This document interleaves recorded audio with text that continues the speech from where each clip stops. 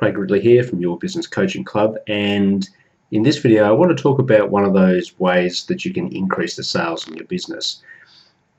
If I asked you as a business owner, how can you increase your sales? More often than not, you're going to turn to the tried and true method of, I just need to find some more customers. I need to increase my advertising, I need to increase my marketing spend, and I'll get those customers rolling through the door. But my question for you today is, what good are those customers if they don't come back and buy from you again?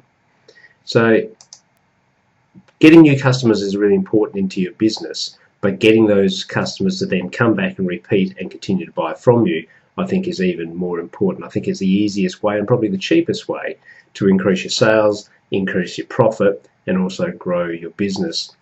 If you think about it, studies repeatedly tell us that it can cost up to 6 times more to get a new customer through the door than it is to get an existing happy customer to return and buy from you again. And because you don't have to invest that money up front to get them to come through the door, then obviously there's more profit that flows through to your bottom line. So how can we get our customers to come back to us more often?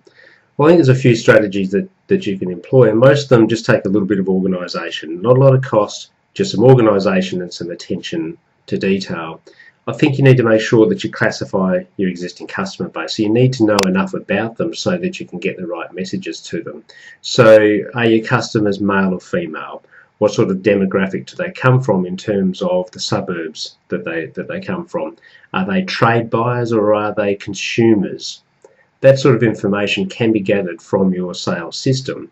And once you've got that information, then you can send out messages to the right type of client to encourage them to come back. And it's really interesting. I think if you look at the sales processes for a lot of businesses, quite often they don't even find a way to ask the customer to come back. So the whole process is, and you might think that this sounds stupid, but the process is we get them in the door, they become customers, they're in the shop, they're in our business premises, we sell them the product, we do a fantastic job, we upsell, we do all the rest of it.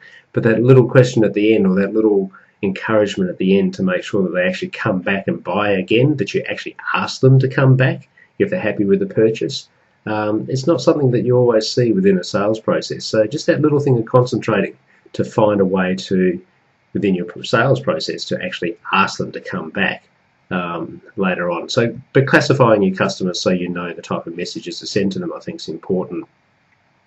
No doubt providing really great service levels while they're in your business and as they're contacting your business has to be a must. We all know that we do that, but you need to train your team about what's important. So what is the service level that we want to be known for? What are those key elements we want our customers to see and feel when they come back into the store, or at least when they come into the business for the first time, that'll go, yeah, we really want to be part of this business, and we can commit to this business, and we can feel part of this business so that we do want to come back. So it could be little things like just the way the store is laid out. It could be if our customers are high-end customers, then we really need a high-end appeal in our business. If they're budget customers, then that type of appeal doesn't necessarily need to be there. Some businesses need to be really high pressure or in your face type sales process. We have lots of people on the floor. Other ones we need to give the customers plenty of time and space. So the way we go about our service is really important from that point of view. You need to nurture your customers. You need to find ways to be in contact with them all the time. So if you've got a customer management system, a CRM system where you can record where their birthdays are, that's a classic way to be able to get in touch with your customer base, to give them an offer for their birthday, or come Christmas time we've got mail outs to our customers with discount offers. Staying in touch with email newsletters, and obviously social media is a fantastic way to stay in touch with our customers so we can nurture that relationship. We need the customers to feel like they're part of the business and to give them that excuse to come back and buy from you again.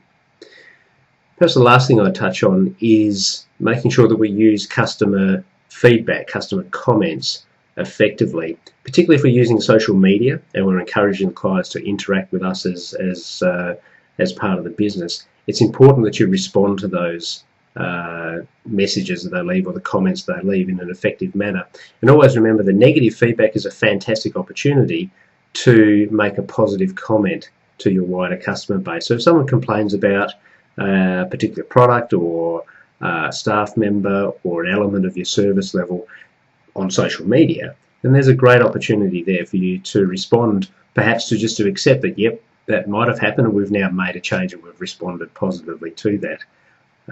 So there's lots of ways to really interact with your clients now that we through social media and through online platforms that we never had if you go back even 5-10 years ago.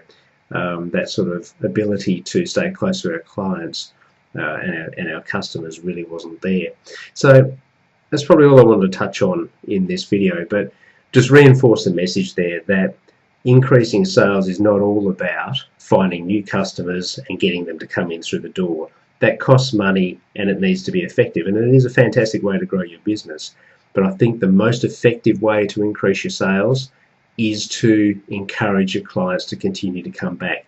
Set up KPIs within your business structures to monitor how many times customers are coming back. And you can do that by a floor count type measure.